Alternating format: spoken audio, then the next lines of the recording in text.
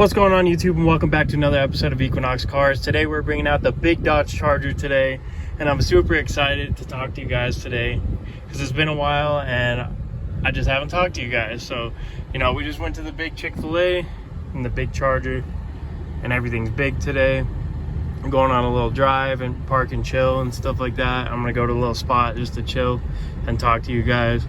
So today I want to take you guys on my car journey, how I got into cars, how I got my first car, how I got into this car, and pretty much a long story short of my journey.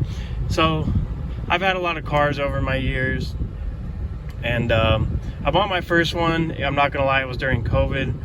It was a Chevy Malibu. I bought it with my stimulus check because I had a hard time saving money back then. And yeah, so we got our first car, Chevy Malibu. We were excited. It needed a lot of work to be done to it. It still needed work to be done to it, even the day that I sold it.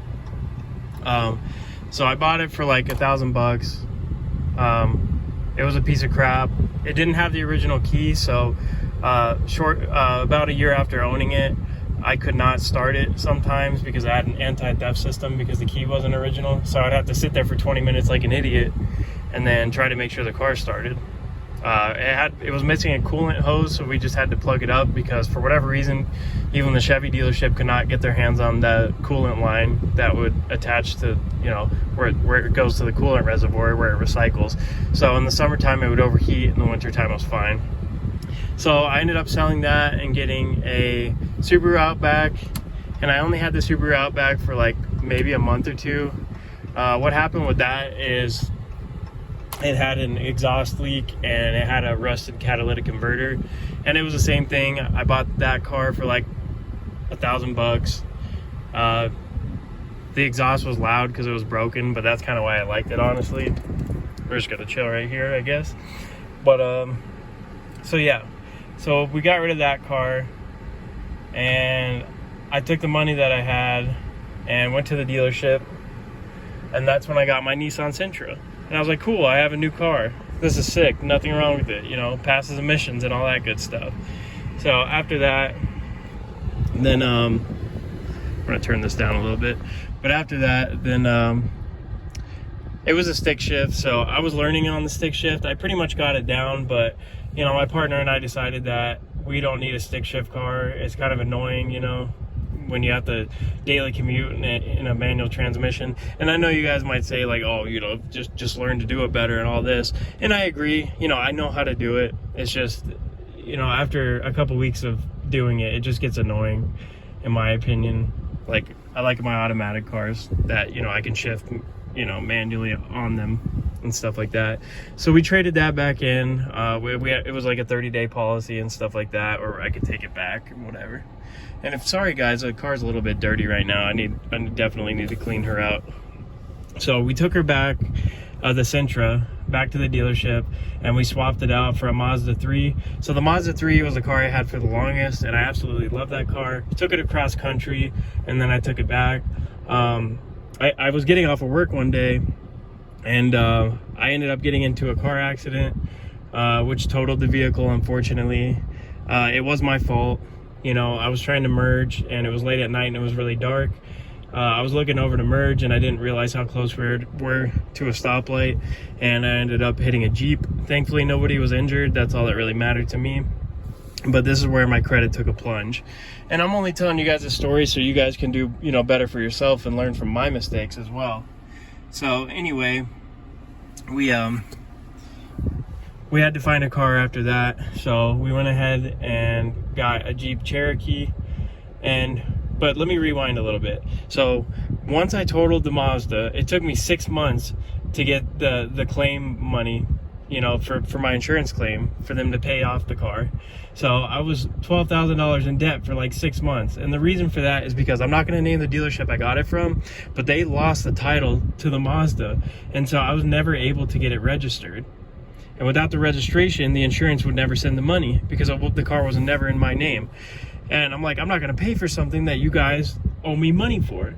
And I know I probably should have did a lawsuit or something like that because my credit went down like 200 points. I'm not going to lie. That was a huge loss on my part. I probably should have kept paying it, and then they would have reimbursed me eventually, and I would have had a lot more cash in my pocket for another car. So anyway, you know, the Mazda's gone, and then we have to get something. So I get a Jeep Cherokee, and, you know, at this point I know my car knowledge. I know everything's good on this car. You know, when I'm there trying to buy it, you know, it was on Craigslist or Facebook, something like that.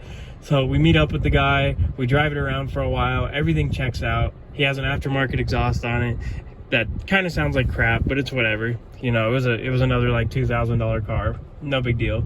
So after the guy leaves, we turn the car on, bam, check engine light. Now, I don't personally own a scan tool, but I probably should have taken it to get it scanned. I only had that for a little bit because the throttle sensors and the throttle circuitry was broken, and I don't know how to do wiring on a car. I can change sensors, you know, and I can change parts just fine, but I don't know how to do like electrical stuff in a vehicle. So we sell that one, and then I get a Toyota Corolla from 1997, and that's the first car I actually started to modify.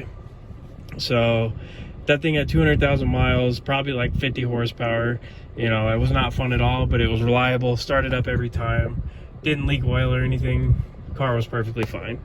So I modified it, had a little bit of fun with it, and then me and my partner decided that maybe we're gonna try to get into an RV. So now we need a truck.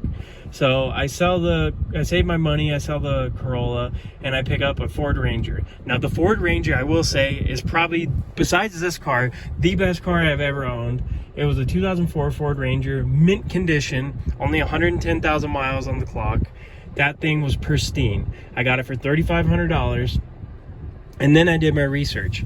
So what I mean by my research is I figured out that I need at least a V8 or a twin turbo V6 or something like that to where I could tow, you know, a full-size fifth wheel trailer. So I ended up taking that to the dealership, and I saved a little bit of money as well. Now at this point my credit's still pretty bad, you know, because I haven't financed anything else just yet, but that's when I got my F-150. So we took the Ford Ranger, traded it in, and that is the only car that I have profited on. They gave me $6,000 for that truck, and I only paid $3,500. And that stuff like that just never happens when you go to a dealership. They always rip you off, and you know, you never get that good of a deal. So I was really happy. But the car that they sold me, my F-150, was a lemon, and I didn't know it until afterwards. It's like they can perfectly hide it at the dealership and stuff like that. So anyway, I'm chilling, you know, with my F-150. I'm super happy because, you know, we got turbo noises coming out of it, where it's kind of, you know, it's kind of fast for a truck, and it's a lot of fun to drive. And, you know, I'm bigger on the road and everything. And then one day it starts leaking oil, and it starts making squeaking noises coming from the engine and all kinds of stuff. So we take it in to get looked at, and it's got a bad pinion seal. It's got like 3 different oil leaks coming out of the engine. There's a crack in the engine, and it just needs so much work. So I have a warranty on it, thankfully. So, you know, we take it in. I get a new, you know, engine cover, and that fixes it. And I get new valve cover gaskets, and I get, you know, a new pinion seal and stuff like that. And even after all that work, you know, even after the warranty, it was about $1,000 to fix. You know, so it's still pretty expensive. So we get it all fixed up, and it still leaks oil a little bit, but it's no big deal because the thing had 150,000 miles. It's a Ford, it's turbocharged, whatever. So shortly after that, I moved to my new apartment, so we don't even need a truck anymore. So long story short, you know, I paid it down quite a bit to about $15,000. And you know, I was on my way home from work one day, and my turbo blew out. So I'm like, okay, I know I can't drive this without the turbo. I know it can be detrimental to the engine if I do drive it with a messed up turbo. You know, it's not pushing boost or anything. So basically, I'm here. It's a broken down car. So I'm now at this point, I have to borrow a car from my family members, and I have to get a rental and all this stuff. But my credit is better now, which is, you know, I'm thankful for that. I started rebuilding it. So I still owe $15,000 on this car. Started working with the dealership for a couple weeks. I took a lot of days off of work to try to find a car, but this dealership couldn't come up with a deal for me until I found this other place. So I went down the street. They offered me a good price for my truck. It was mostly muscle cars, and that's why, you know, I went there and stuff like that. And yeah, so we were looking around, you know, I was looking at a WRX, and, you know, I'm not really a Subaru fan, but I was giving it a chance. And then we were looking at a new Honda Civic, and after that, I wasn't really feeling it. I was really interested in a Camaro, but because I did owe, you know, money still on my truck, it wouldn't eat up the negative equity as much as I would like it to. Because to be honest, I'm not rich at all. I'm poor. I'm broke, you know. I live in an apartment and stuff. So after that, you know, we did some looking around. I looked at a Volkswagen GTI Golf. That was another option I was really considering.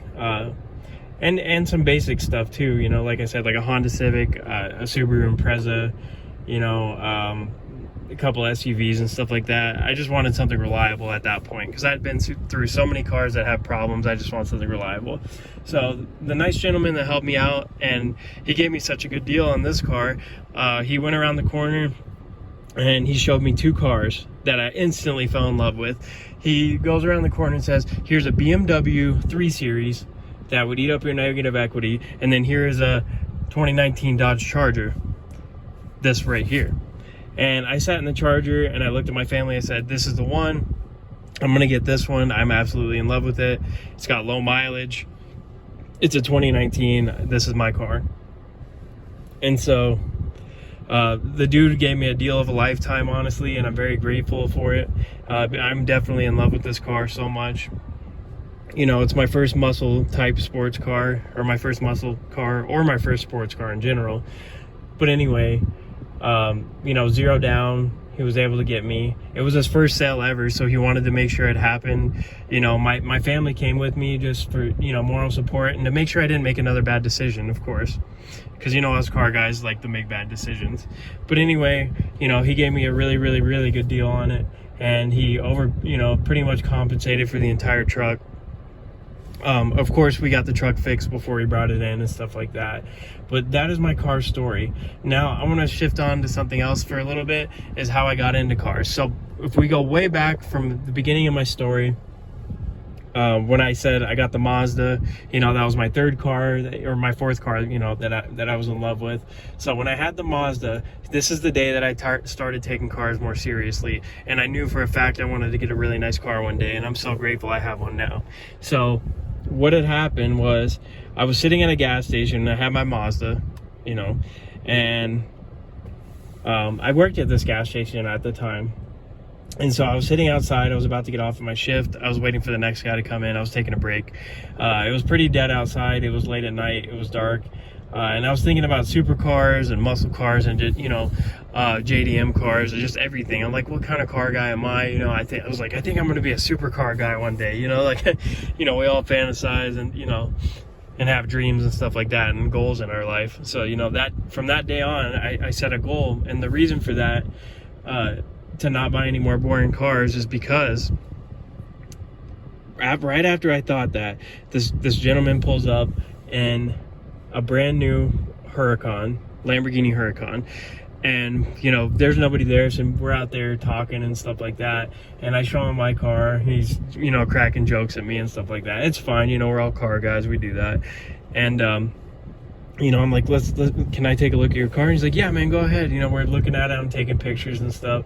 And this is where it hit me. I looked at him and I said, one day, man, one day I'm going to own a cool car. One day I'm going to have a Lambo, you know. And he looked directly at me in the face and said, you know what? I said the same thing for so many years, and now look what I have. And from that day on, I was officially a car guy. I was in love. I wanted to research all I can about cars and study them as much as I can. And that's exactly what I did. So after so many failed attempts, and I want this to be motivational to you guys, that you can achieve your dream, whether it's a V6 Dodge Charger like I got, you know.